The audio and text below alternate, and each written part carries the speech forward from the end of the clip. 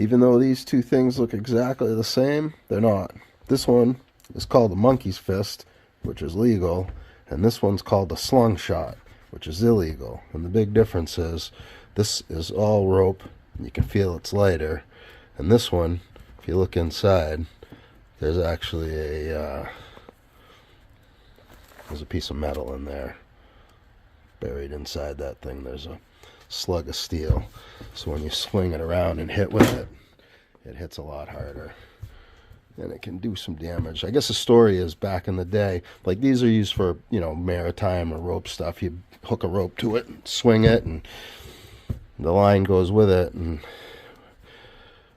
when the sailors would go on shore, they'd have a bunch of money and they'd be spending their money, and everybody knew they had money, and guys would come up and want to get some of that money for free. And when they went to rob them, they'd have these things and whip it out and whack, whack, whack, defend themselves. At least that's the story.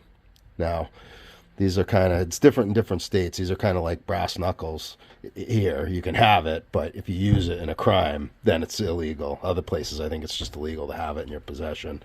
Can you tell the difference? Not really by looking, but you can when you pick it up. Slungshot, monkey's fist.